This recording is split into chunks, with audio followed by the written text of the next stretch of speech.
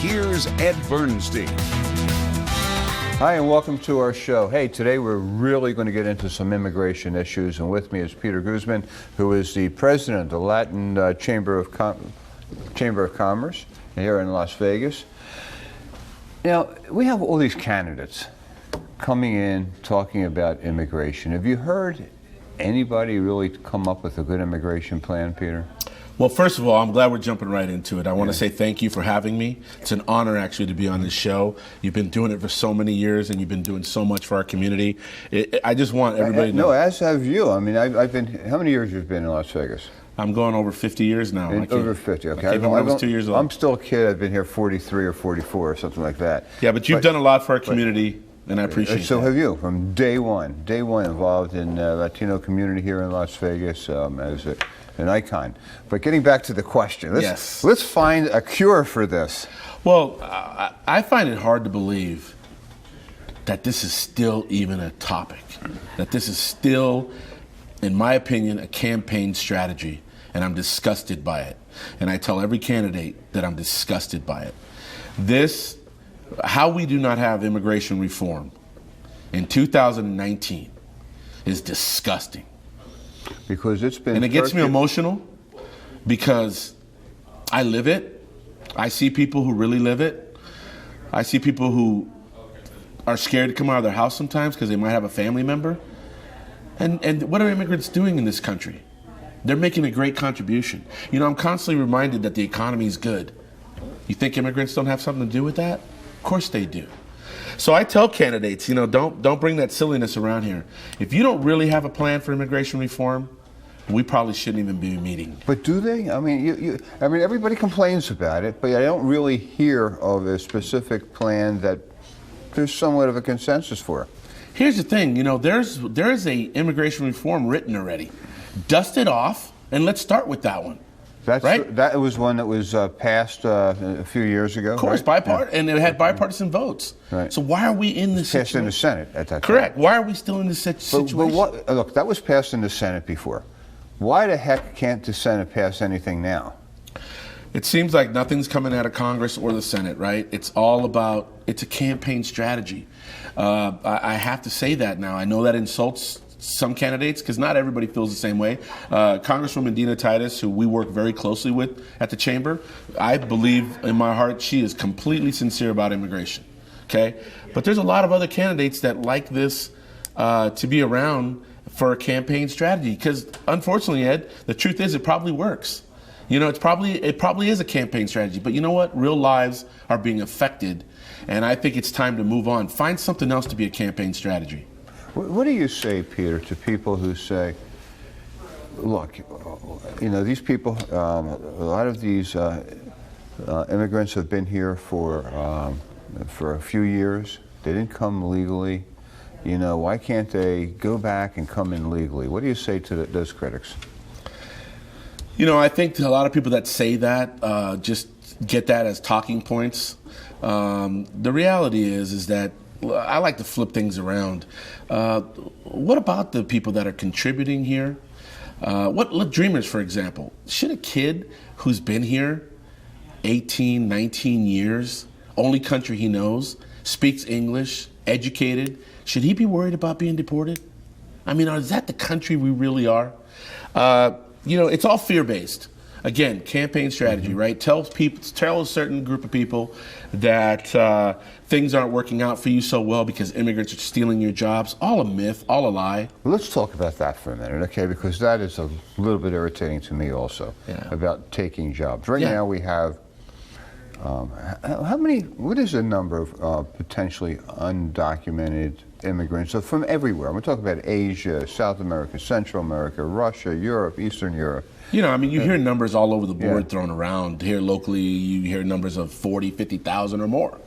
In Vegas. Yeah, I don't know what the real number is. But aren't most of these people, look, the unemployment rate is at all-time lows, right? 3 whatever. Can't argue that. And most of those people are working. But they're working with, I mean, they're paying taxes too. Aren't they working with They're contributing, they're paying taxes. With fake Social Security numbers? Right. I mean, you're forced to kind of go undercover, working with, maybe fake IDs, fake Social Security numbers, but that money gets put into the Treasury and they're paying taxes. That's right. Home taxes, right, to buy houses, sales tax. And they're spending their money in town, right? They're spending the money they're earning right here in our community. Right. So for me to hear people think that, this is a negative drag on our community, on our society, it's not true. These are hardworking people. By the way, at the Chamber, we have found the level of entrepreneurship by the immigrants is amazing, Ed. And I've been touting that for a while, and finally somebody asked me, he said, well, tell us why. And I think I have it down why. Why? Listen, these folks come from governments, from countries with governments, that if you don't figure it out, you get left behind. And what are the keys to successes in business? Able to adapt quickly, change, work ethic. They're forced to have that in those countries. So they come here where we have a little infrastructure, and there's no, and here you go. And here's the reality. The reality is Latino entrepreneurs are opening up businesses 2 to 1 faster than non-Hispanic. They're failing at a 2 to 1 less rate than non-Hispanic. They have the entrepreneurship, and that's good for our country. Look, that's great for our country, and the work ethic is very, very significant. I've been in these countries, and my wife and I just recently came back from El Salvador, where not only are they, not today, but in the past, El Salvador has dealt with repressive governments, but you look at countries like Venezuela, communist leader, and even what's going on in some areas of Brazil and some of these other South American countries. And what you're saying is correct. Just surviving the day is a challenge, because not only do you have repressive governments, but you have great poverty, you have incredible crime and gangs, and then at the same time you're dealing with storms and earthquakes. That's right. Yeah. So imagine dealing with all of that, and then you come here where there's some infrastructure to help you, like the Latin Chamber of Commerce. That's what we pride ourselves. We try to take them from A to Z. Well, let's talk about that, okay? Yeah. I'll come back to the immigration in a minute, but okay, I'm a new immigrant. I've got a visa to come into the United States, come work. What is the Latin Chamber going to do for me? We're going to take them from A to Z in business. That means we're going to teach them how to get properly licensed, so that they're doing things above board. We're going to teach them about paying their taxes. We're going to teach them about things called credit, the importance of having credit, the importance of banking, not putting your money under your mattress. Again, they come from countries where the banks aren't trusted.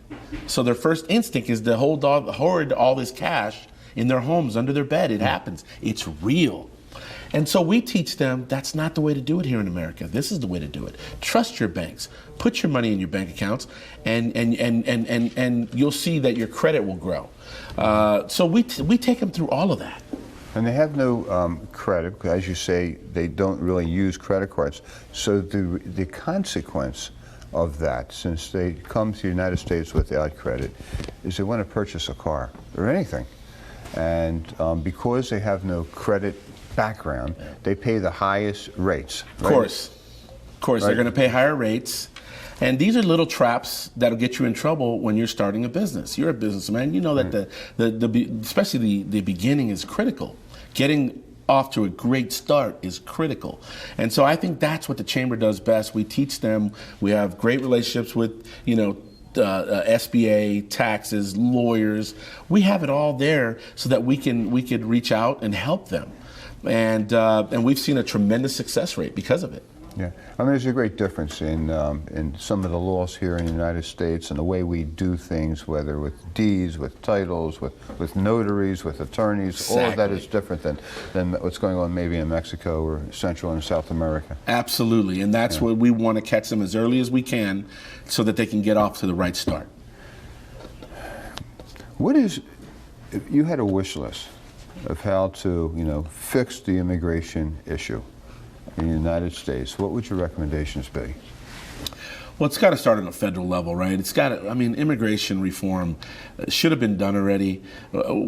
We should all, as voters, people involved, we should demand this of our candidates. We want to hear what's your issue with immigration and what's your plan. That should be on the top of the list. I mean, I find it silly that, you know, people still think it's a good campaign strategy to hurt people. You know, I remember when this country embraced immigration, embraced immigrants. Like, we all came from somewhere. Most of our history. We all came from somewhere, right? And great contributions. People are coming here because they want a better life. That's nothing to fear. You know, and so all these fear tactics, you know, obviously the wall, you know, I personally think the wall talk is silly. It doesn't even make real sense. Anybody who actually looks at the terrain knows that you can't build a complete wall anyways. Ronald Reagan talked about tearing a wall down. Now apparently it gets people fired up talking about building a wall. Ronald Reagan spent his whole political career trying to tear the wall down in Germany. Correct. And he had a different stance on immigration as well. You know, he gave 500,000 people status. And so here's the deal. George Bush. Right? Exactly. And so, you know, we don't obsess so much over DNR at the chamber. We tell people don't obsess so much over 2 letters in an alphabet. Let's pay attention to everyone. Let's demand that we're at the table so we can have these conversations. But here's the thing. With today's technology, I mean, really, is the wall the best? I mean, it's kind of silly. We know that it's a campaign strategy. Right? And it works. It gets people riled up, apparently, you know. But is it the right thing to do? Yeah. Absolutely not. No. And I think I may have said this before. When we came back from our trip from Central America, the one thing I did learn is that the win-win I felt in this was taking all the money that we're investing in the wall, that we're investing in guarding the border, and take that money and invest it in partnership with American business, opening up businesses in partnership with companies in Central and South America. They won't want to leave. They'll have a livelihood down there. American business will prosper and get the benefit of having these partnerships. And I'm telling you, that's a cheaper way of doing it. For sure. 100%. Right. We advocate for that all the time at the chamber. That is where the dollar should go. It should go in American business partnerships in these countries.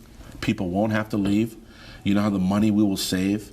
And not only not building the wall, but all the money we do spend at borders. We could save all that money. Most of these people, they don't want to leave their countries. They have to leave. Right. So what would be your response to who is currently in the country? We've talked in the past about path to citizenship. We've talked about DACA and some of these dreamers. The dreamers in DACA, that's one situation, right. And I think that's an easy fix for the government. What's the fix? If they've committed no crime, you do a little background check. If they've committed no crimes, they should have status immediately. I mean, let's not harm these young people. Mm-hmm. They're contributing to this great country. So that's enough of that. For the rest, listen, I believe in fairness. There are people who did it, the legal right way, waited in line, all that. But how in 2019 do we not have technology that can speed up the process? Speed up the process. These people want to contribute in this country. You're going to make money off this deal. If that's how you look at it from an economic standpoint only, not a compassion standpoint, I can talk those numbers as well. Listen, speed the process up. How in 2019 do we not have a process that is the most modernized, safest, secure way of doing it? Right. We have the ability to do that. Again, the people in D.C. see this as a campaign strategies, and I say time's up. Right now it takes multiple years, right? I mean, even if you come in the right way and you apply the right way and you go through the process, as you're saying, it's years and years. Yeah. And you have predator type people out there, whether it's in legal notarios, which is notaries. You have that out there as well. That's why the government should step up, do it the right way, and be the ones that are the catalyst to this, to doing it the right, modern, secure way. You've been out to the border. Are the conditions there as bad as what you see on some TV networks? Listen, I did see some stuff that I thought was quite horrible. And then I saw some areas that, could be considered exaggerations. Again, I think it all goes back to everybody's got an agenda. Everybody's got a campaign strategy. So depending on what that is, that's the rhetoric you're hearing out of their mouth. Immigration reform, if we truly want to fix it, immigration reform is the way to fix it. So every time a politician or elected official starts talking about, the border and what's going on at the border, I ask them, what's your plan? What's your And does anybody have a plan that you like? Again, I say let's start with the one that got voted on. Let's dust it off. Nobody has to write anything. Let's start there. Right. Let's start there. We can start tomorrow. That plan is already written. It got votes from both sides. And why is it not being brought up again? Why is it not getting a new look at it? You're going to make me sound like a broken record on this show. It's political strategy. It's campaign strategy. There are people that are winning elections on immigration, both sides. Both sides. Those who are very much the hard against line. It, the hard line, yeah, and those who advocate who promise. And both of them. Promises unfulfilled. Yes, I was going to say both are empty promises. And we have people in their homes scared to come out. I have dreamers that work for me that are like, Pete, do I have anything to worry about? I mean, it breaks my heart. Yeah. And let's talk about the children that are left behind. There's plenty of examples that a child may come into the country, what we call unaccompanied. They come in with a family member or somebody else that and you got to understand that these kids are coming from sometimes countries where, hey, if you don't join the gang, you're going to be raped or murdered if you don't join the gang. So they walk, 1,000 miles across Mexico. Takes them months to do it, risking their lives. And who knows what they're running into in the process. Sure, the snakes and the scorpions are bad enough, right? So they get to the border. Now they're put in these camps, waiting, and but some of them are already here. I want to get back to that. The unaccompanied minors that are already here may have been here for years. That's right. They may have come with a relative. The relative may have been deported. Now they're here either by themselves, with another relative, or in foster care, have lived in the United States most of their lives. Let's talk about those. Yeah. A whole group of sadness, right? A whole group of people that are here, love this country. I've met many of those people that you're talking about. They have the American flag on their heart. They love this country. I mean, imagine coming from, some of these places and then you come here. I mean, could you imagine that? See, a lot of times we take that for granted because we've been here. We know what it's like here. But imagine these people. My father told me once, and he came from Cuba, my father told me once, he says, the greatness of America is not always comes from the people that were born here, rather the people that fought to get here. Right. My father was one of those guys. Like, he loved the American flag, and he made it very clear in our home that you love this country. That's why people fight to get here, because it offers so much freedom and democracy, and we're trying to mess it up, apparently, but that's another story, another show, I guess. But here's the deal. These young people, they just want to contribute. They want to contribute to this great country. They want to have a little better life, People who have never been to places like you have been, because I know how much you do, and your wife, she's amazing. You've actually traveled. You've seen it for your own eyes. People don't understand about a guy at the top of the street who basically runs that street for the gangs, and if you don't participate, you could end up dead. And they don't know about the people that make it here but left a family member behind. That person could get killed just because you made it here. This is real. This is the reality of the people we deal with at the chamber every day, that we talk to, that we try to get them over that trust factor. Because that's what they come in, very mistrusting, as you can imagine. And here they walk into the Latin Chamber and they got all this group of people that want to help them. At first, it's a filling out process. It really is a filling out process. And, they see that we have relationships with Metro, the police, and that's done intentionally. I want to have that relationship with Sheriff Lombardo and our great men and women of Metro, because we know that we're not going to get to a better place if we don't show that there's a relationship factor there. that the police really here. Remember, these people are coming from countries where the police are corrupt too. And so we're trying to help them understand that we need to work with our police officers here. So it's a whole thing that we do. Yeah. Another political football has been Cuba. It looked for a while, when Obama was president, that the relationship between the United States and Cuba was starting to change, particularly after the death of Fidel Castro. Trump got elected and kind of came to a halt. What is the status, and where do you see? You know, it's an that interesting future? dynamic, and I'm obviously I was born in Miami, but my dad's Cuban. Interesting dynamic in Washington D.C. It's changed a little bit now, but for a long time, there was 4 or 5 federal delegates, Congress people from Florida. You know, they were hardliners. You know, embargo. And I remember having a conversation with a great friend, Congresswoman Shelley Berkeley, and she said, "Pete, when I need votes for Israel, I turn to these folks. So when they need votes for Cuba, they turn to me." And so that thing exists, right? It's an interesting dynamic. The younger people in Florida now believe the embargo is a waste of time. It's changed nothing. The government's still there, yet the people still suffer there. So I see it from both sides. I personally believe that the greatest change in Cuba will come when Americans are allowed to travel there freely, show up at the airport. Like, there's nothing better than seeing freedom, seeing people well-dressed, coming in, and younger people saying, well, how's that happening, right?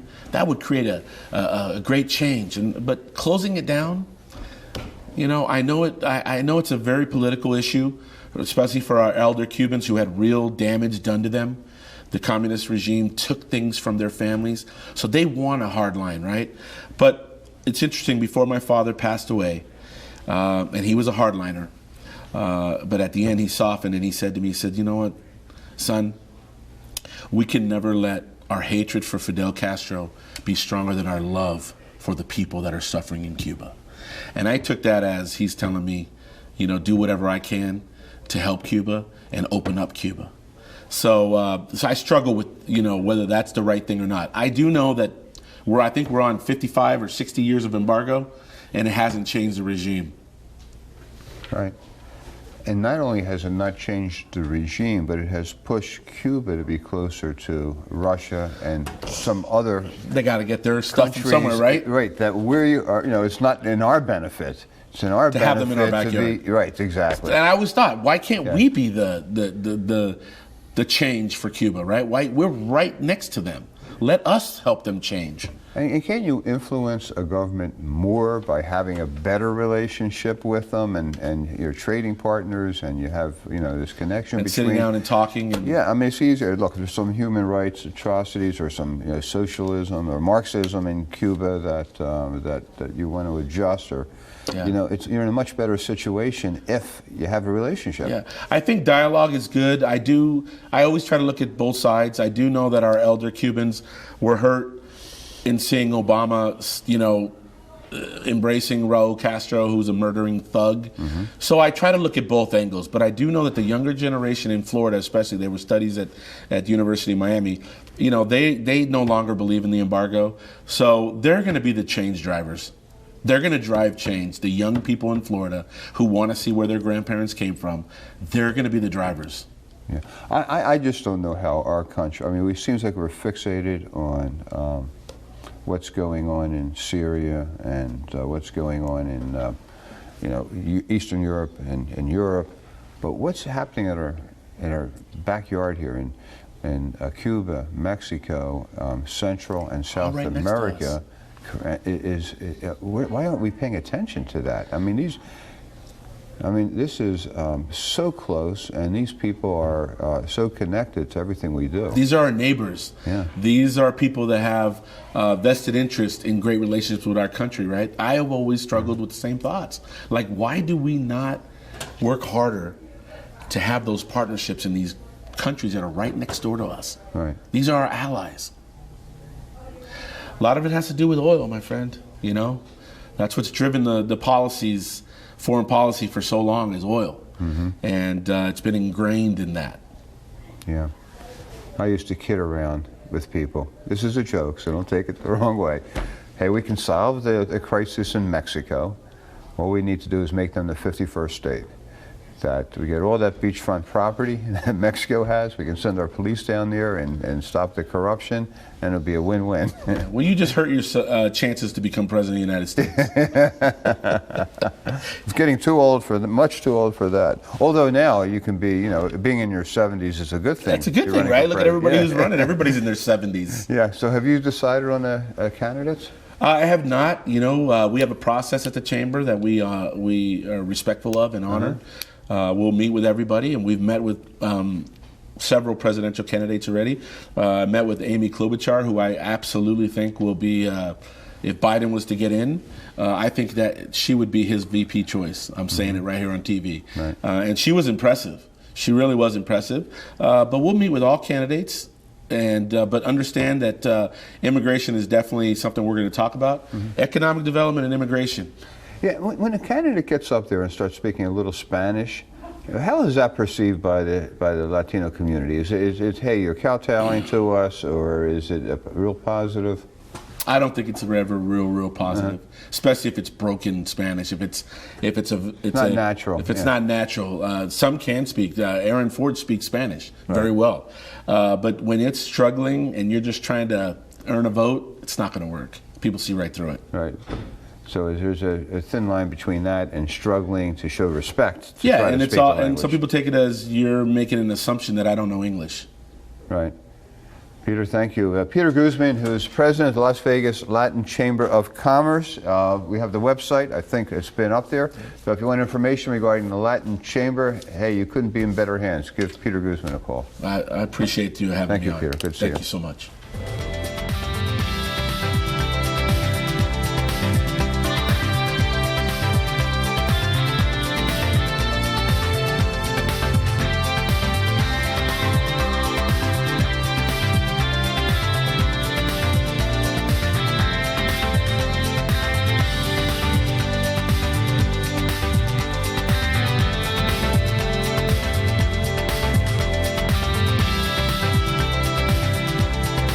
You get hurt in an accident and you're puzzled on what to do. You need medical attention. You want to get your car fixed. Your bills are piling up. We are the missing piece. Enough said. Call Ed.